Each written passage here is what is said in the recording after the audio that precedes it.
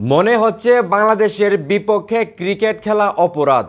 বাংলাদেশের বিপক্ষে খেলতে গেলে যেই কোনো দলকে অতিরিক্ত সতর্কতা অবলম্বন করতে হবে, এই কথাটা বলতেছেন ভারতের একজন সাবেক ক্রিকেটার যার নাম অজয় জাদেজা। তো আমি যদি ভুল না করি, মানে এই টপিকটা নিয়ে একটু পরে কথা বলতেছি, আমি যদি ভুল না করি অজয় জাদেজা কিন্তু ম্যাচ ফিক্সিংয়ের কারণে, সম্ভবত কোনো একটা বিশ্বকাপ ছিল, ম্যাচ ফিক্সিংয়ের কারণে কিন্তু উনি দল থেকে বাদ পড়েছিল। আপনাদের খেয়াল আছে কিনা, আমার যদিও মানে কত সালে হয়েছিল সেটা এখনও খেয়াল আসতেছে না, কিন্তু আপনারা ইউটিউবে সার্চ দিলে বা গুগলে সার্চ দিলে আপনারা পেয়ে যাবেন।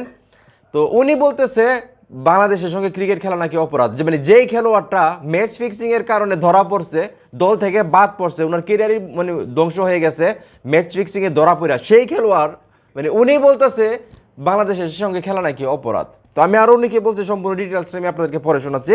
তার আগে রিকোয়েস্ট, ভিডিওটা অবশ্যই শেয়ার করেন। বাংলাদেশের মানুষ এই ধরনের গোবরখোরদের আসলে ভিডিও বা কথাগুলো জানা দরকার, তারা আসলে বাংলাদেশকে কীভাবে দেখে, আমি যেটা মনে করি আর কি। তো ভিডিওটা শেয়ার করে দেন। তো এখানে অজয় জাদেজা বলতেছে অ্যাঞ্জেলো ম্যাথিউসের টাইম আউট উইকেট থেকে শুরু করে সালমান আলী আগার বিতর্কিত রান আউট পর্যন্ত মনে হচ্ছে বাংলাদেশকে বিশ্বাস করা অপরাধ। মানে অ্যাঞ্জেলো ম্যাথিউসের সঙ্গে আপনার কী হয়েছিল সেটা আপনারা সবাই জানেন, টাইম আউটের ব্যাপারটা, যেখানে বাংলাদেশের সাকিব আল হাসান কাজটা করেছিল। তো এটা একটা মানে খেলারই অংশ। আমি আমি এটাকে সাপোর্ট করি না, আমি বলতেছি আমি এটাকে সাপোর্ট করি না, এটা করা ঠিক না। মেহেদী হাসান মিরাজ যেটা করছে সেটাও করা ঠিক না, কিন্তু এটা তো খেলার একটা অংশ, এটা তো খেলার নিয়মের ভিতরে আছে, এরকমটা না কিন্তু যে নিয়মের বাইরে গিয়ে কোনো কিছু সাকিব আল হাসান করছিল বা মেহেদী হাসান মিরাজ করছে, তারপরও আমি এটাকে সাপোর্ট করি না, এই কাজটা করা ঠিক না।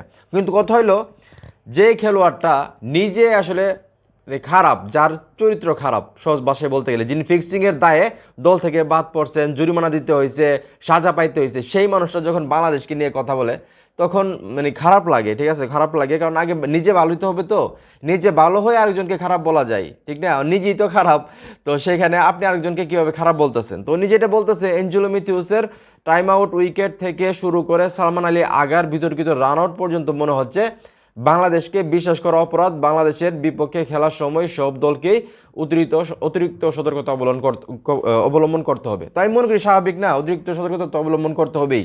আপনারা মাঠের বাইরে থেকে দাঁড়িয়ে থাকবেন, আমরা কি আউট করবো না? টাইম আউটের যে ব্যাপারটা, আপনারা সময় নেবেন, আমরা কি টাইম আউট করবো না? মানে আমরা তো ক্রিকেটের বাইরে কোনো কিছু করতেছি না, নিয়মের বাইরে কিছু করতেছি না, নিয়মে যা আছে সেটাই তো করলাম। যদিও করা ঠিক না, এই কাজগুলো করা ঠিক না, তারপরে তো সিচুয়েশন এরকমটা আসে, অনেক সময় এগুলো করতে হয় দলের জন্য, দেশের জন্য। তো যাই হোক, আসলে মেহেদী হাসান মিরাজের প্রতি আমার কোনো সাপোর্ট নাই, এই কাজে আমি আগেও বলছি, এখনও বলতেছি।